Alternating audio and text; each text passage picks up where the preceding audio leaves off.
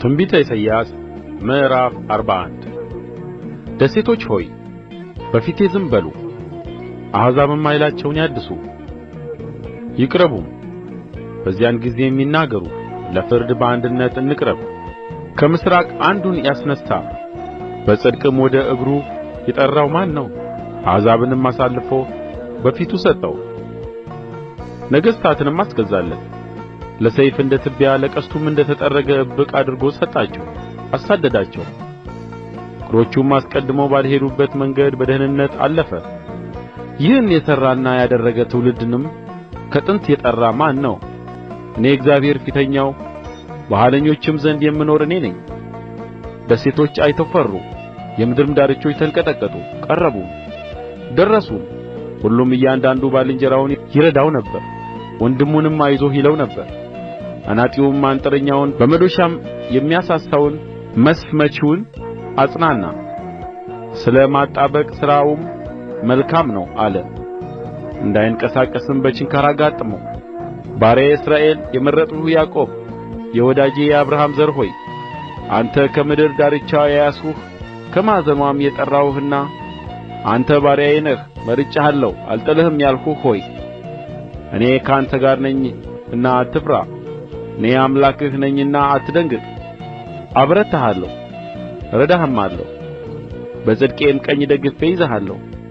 እነሆ የሚቈጡ ሁሉ ያፍራሉ ይዋረዱማል፣ የሚከራከሩህም እንዳልነበሩ ይሆናሉ ይጠፉማል።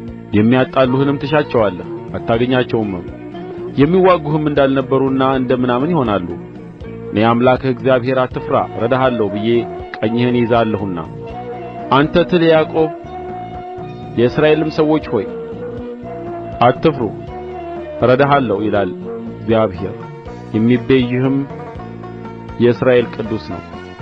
እነሆ እንደ ተሳለች እንደ አዲስ ባለ ጥርስ ማሄጃ አድርጌሃለሁ። ተራሮችንም ታሄዳለህ ታደቅቃቸውማለህ፣ ኮረብቶችንም እንደ ገለባ ታደርጋቸዋለህ፣ ታበጥራቸዋለህ። ነፋስም ይጠርጋቸዋል፣ ዐውሎ ነፋስም ይበትናቸዋል። አንተም በእግዚአብሔር ደስ ይልሃል፣ በእስራኤልም ቅዱስ ትመካለህ። ድሆችና ምስኪኖችም ውኃ ይሻሉ አያገኙምም፣ ምላሳቸውም በጥማት ደርቋል። እኔ እግዚአብሔር እሰማቸዋለሁ፣ የእስራኤል አምላክ እኔ አልተዋቸውም።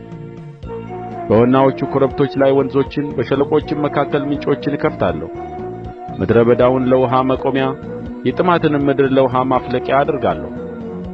የእግዚአብሔር እጅ ይህን እንደ ሠራች የእስራኤልም ቅዱስ እንደ ፈጠረው ያዩ ዘንድ ያውቁም ዘንድ ያስቡም ዘንድ በአንድነትም ያስተውሉ ዘንድ በምድረ በዳ ዝግባውንና ግራሩን ባርሰነቱንና የዘይቱን ዛፍ አበቅላለሁ። በበረሃውም ጥዱንና አስታውን ወይራውንም በአንድነት አኖራለሁ። ክርክራችሁን አቅርቡ ይላል እግዚአብሔር፣ ማስረጃችሁን አምጡ ይላል የያዕቆብ ንጉሥ። ያምጡ የሚሆነውንም ይንገሩን፣ ልብም እናደርግ ዘንድ ፍጻሜያቸውንም እናውቅ ዘንድ የቀደሙት ነገሮች ምን እንደሆኑ ተናገሩ። የሚመጡትንም አሳዩን። አማልክትም መሆናቸውን እናውቅ ዘንድ በኋላ የሚመጡትን ተናገሩ። እንደነግጥም ዘንድ በአንድነትም እናይ ዘንድ መልካሙን ወይም ክፉውን አድርጉ።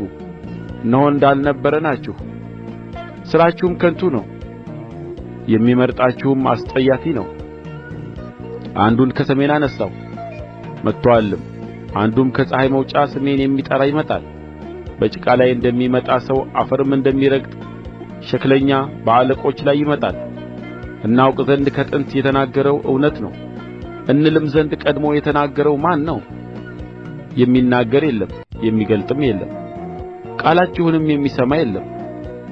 በመጀመሪያ ለጽዮን እነኋችሁ እላለሁ፣ ለኢየሩሳሌምም የምሥራች ነጋሪን እሰጣለሁ። ብመለከት ማንም አልነበረም፣ ብጠይቃቸውም የሚመልስልኝ አማካሪ በመካከላቸው የለም። እነሆ እነርሱ ሁሉ ከንቱዎች ናቸው፣ ሥራቸውም ምንምን ናት። ቀልጠው የተሠሩት ምስሎቻቸውም ነፋስና ኢምንት ናቸው።